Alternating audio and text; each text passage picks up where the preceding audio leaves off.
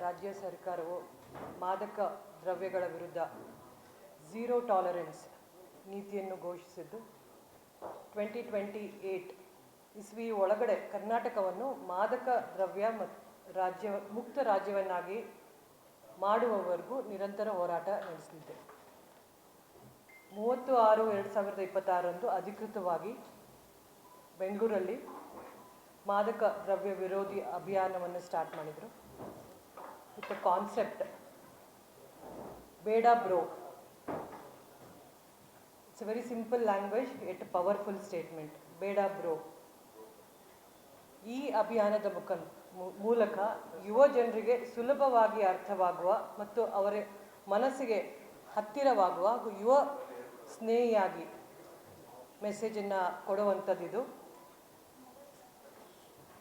ಅದೇ ರೀತಿ ಇನ್ನೊಂದು ರೈಸ್ ಅಂದರೆ R for refuse, I for inform, S for support and E for empower.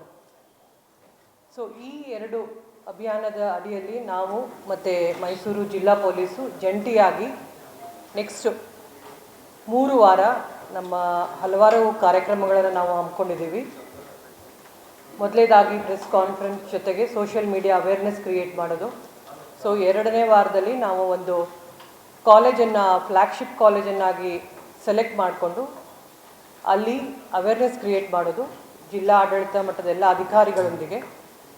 ಅದೇ ರೀತಿ 3ನೇ ವಾರಕ್ಕೆ ಪಬ್ಲಿಕ್ಕನ್ನು ಇನ್ವಾಲ್ವ್ ಮಾಡಿಕೊಂಡು ಪ್ರೋಗ್ರಾಮನ್ನು ಮಾಡೋದು. ಮತ್ತು ಜಿಲ್ಲೆಯಿಂದ ತಾಲೂಕು ಮಟ್ಟದಲ್ಲೂ ಅವ್ರೇನು ಕಾರ್ಯಕ್ರಮ ಅಂದ್ಕೊಂಡಿದ್ದಾರೆ ಅದನ್ನು SP ಮೈಸೂರು ಅವರು ಅದ್ರ ಬಗ್ಗೆ ತಮಗೆ ಹೇಳ್ತಾರೆ. ನಮ್ಮ ಸಿಟಿಲಿ ನಾವು ಇಂಪಾರ್ಟೆಂಟ್ ಕಾಲೇಜನ್ನು ನಾವು ಫ್ಲ್ಯಾಗ್ಶಿಪ್ ಕಾಲೇಜನ್ನಾಗಿ ಸೆಲೆಕ್ಟ್ ಮಾಡ್ಕೋತೀವಿ. ಅಲ್ಲಿಗೆ ಹೋಗಿ ನಮ್ಮದು ಏನಿದು ಬೇಡ ಬ್ರೋ ಆ್ಯಂಡ್ ರೈಸ್ ಕಾನ್ಸೆಪ್ಟ್ ಇದೆ ಅದನ್ನು ಮನವರಿಕೆ ಮಾಡ್ತೀವಿ ಮತ್ತು ಜಾಸ್ತಿ ಪಬ್ಲಿಕ್ಕನ್ನು ಇನ್ವಾಲ್ವ್ ಮಾಡ್ಕೋತೀವಿ. ಅದೇ ರೀತಿ ಪ್ರತಿಯೊಂದು ಕಾಲೇಜಲ್ಲೂ ಸಹ ಆ್ಯಂಟಿ ಡ್ರಗ್ ಕಮಿಟಿ ಫಾರ್ಮೇಷನ್ ಆಗಲೇಬೇಕು ಕಂಪಲ್ಸರಿಯಾಗಿ. ಆ ನಿಟ್ಟಿನಲ್ಲೂ ಸಹ ನಾವು ಎಲ್ಲ ಮೈಸೂರು ಸಿಟಿಯಲ್ಲಿ ಏನೇನು ಕಾಲೇಜ್ ಬರುತ್ತೆ ಅವ್ರ ಜೊತೆ ನಾವು ಸಮನ್ವಯವಾಗಿ ಅವ್ರ ಜೊತೆ ಕಾನ್ಫರೆನ್ಸ್ ಮಾಡಿಕೊಂಡು ಅದನ್ನು ಸಹ ನಾವು ಎನ್ಶೋರ್ ಮಾಡ್ತೀವಿ ಪ್ರತಿಯೊಂದು ಕಾಲೇಜಲ್ಲೂ ಸಹ ಆ್ಯಂಟಿ ಡ್ರಗ್ ಕಮಿಟಿ ಇರಲೇಬೇಕು ಅಂತ. ತಮಗೆ ಪ್ರೆಸ್ ನೋಟಲ್ಲಿ 2 ವರ್ಷದಲ್ಲಿ ಎಷ್ಟು ಮೈಸೂರು ಸಿಟಿಲಿ NDPS ಕೇಸಸ್ ಆಗಿದೆ ಅದರ ವಿವರ ಮತ್ತು ಅರೆಸ್ಟ್ ವಿವರನ ನಾವು ಕೊಡ್ತೀವಿ.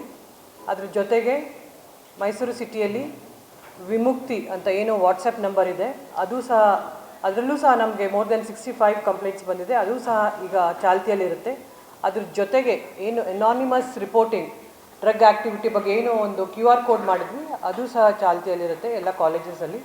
ಇದ್ರ ಜೊತೆಗೆ ಈಗ ಏನು ಇದು ಅಭಿಯಾನ ಇದೆ ಅದ್ರ ಜೊತೆಗೆ ಅದನ್ನು ಸಹ ನಾವು ಪ್ರಚಾರ ಮಾಡಿ ಮೈಸೂರು ನಗರವನ್ನು ಡ್ರಗ್ ಫ್ರೀ ನಗರವನ್ನಾಗಿ ಮಾಡಲು ನಮ್ಮ ಎಲ್ಲ ಅಧಿಕಾರಿಗಳು ಮತ್ತು ಇನ್ ಸಪೋರ್ಟ್ ಆಫ್ ಕರ್ನಾಟಕ ರಾಜ್ಯ ಸರ್ಕಾರ ಹಾಗೂ ನಮ್ಮ ಮಾನ್ಯ DG ಆ್ಯಂಡ್ IGF ಅವರ ಆದೇಶ ಪ್ರಕಾರ ನಾವು ಇದನ್ನು ಮಾಡ್ತೀವಿ ಅಂತ ನಾನು ಈ ಮೂಲಕ ನಿಮಗೆ ಹೇಳ್ತೀನಿ.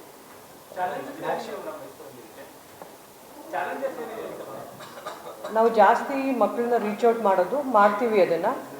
ಮತ್ತು ರಿಪೋರ್ಟಿಂಗ್ ನಮಗೆ ಎಲ್ಲಿ ಅವ್ರ ಕಾಲೇಜಸಲ್ಲಿರ್ಬೋದು ಅಥವಾ ಅಕ್ಕಪಕ್ಕ ಮನೆಗಳಲ್ಲಿರ್ಬೋದು ಅಥವಾ ಅವರ ಇರೋವಂಥ ಲೊಕ್ಯಾಲಿಟಿಯಲ್ಲಿರ್ಬೋದು ನಮಗೆ ಇನ್ಫಾರ್ಮೇಷನ್ ಕೊಡೋದು ಕೆಲವು ಯಾಕೆ ಬೇಕು ಅಂತ ಜನ ಕೊಡೋದಿಲ್ಲ. ಬಟ್ ವಿ ಅಪೀಲ್ ನಮಗೆ ಈಗ ಏನು ನಾವು ವಿಮುಕ್ತಿ ಮತ್ತು ನಾವು ಏನು QR ಕೋಡ್ ಮಾಡಿದ್ವಿ ಸಾಕಷ್ಟು ಜನ ಮುಂದೆ ಬರ್ತಾ ಇದ್ದಾರೆ.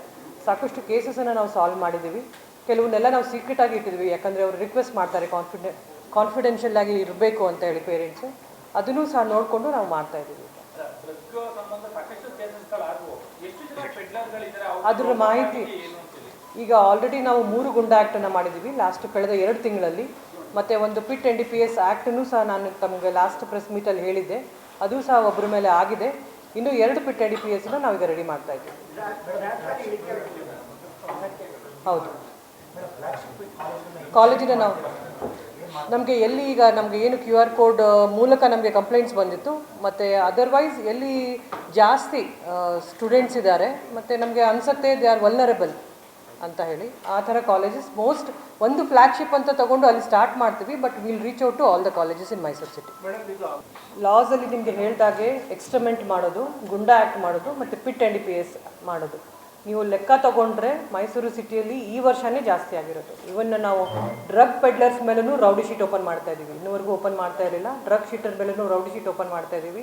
ಮತ್ತು ಮೋರ್ ದ್ಯಾನ್ 15 ಡ್ರಗ್ ಪೆಡ್ಲರ್ಸನ್ನು ಎಕ್ಸ್ಟ್ರಿಮೆಂಟನ್ನು ಮಾಡಿದ್ದೀವಿ. ಕೆಲವೊಂದು ಕೋರ್ಟ್ ಸ್ಟೇ ಇದೆ, ಬಟ್ ಅದನ್ನು ಫಾಲೋ ಅಪ್ ಮಾಡ್ತಾ ಇದ್ದೀವಿ ನಾವು. ಮತ್ತು ಈಗ ವಾರೆಂಟ್ಸನ್ನು ಜಾರಿ ಮಾಡೋದಾಗಲಿ, ಈ ರೀತಿ ಕಾನೂನು ಅಡಿಯಲ್ಲಿ ಏನೇನು ಮಾಡಬೇಕು ಅದನ್ನು ಕ್ರಮಗಳನ್ನು ತಗೋತಾ ಇದ್ದೀವಿ.